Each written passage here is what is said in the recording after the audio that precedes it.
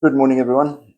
For those of you who listened to my homily on Sunday, or Saturday evening, you would have heard the challenge of the Beatitudes, doing things which come from the heart rather than things that come from the head, things that we know are acceptable to God, and those things that are things of this world.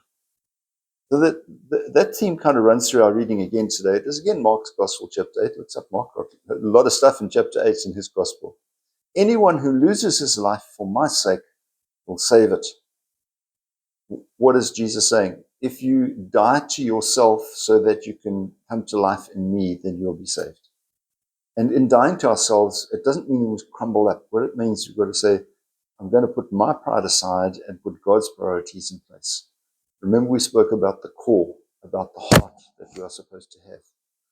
That we need to make sure that we are honest with ourselves and that what we do is pleasing to the Lord.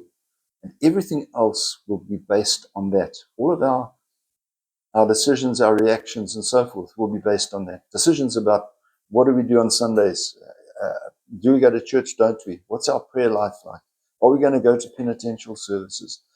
Is it important to go to confession before we go to communion under some circumstances? Those are the things that we wrestle with. And some people, blasé, simply say, man's way says, God will understand. It's what it says in the Bible. God gives us a set of rules and we need to follow them. Tough as they might be, we need to do so.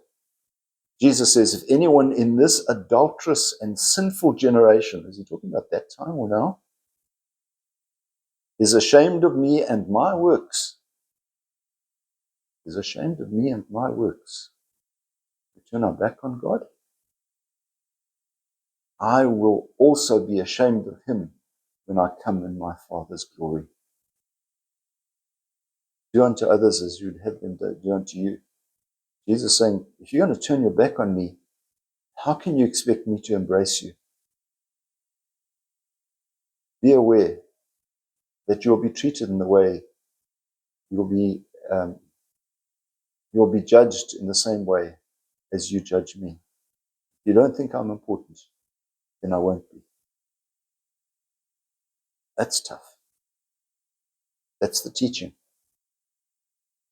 And if we embrace it, it's great joy and happiness in it. You have a wonderful day, and we'll see you again. God bless. Bye-bye.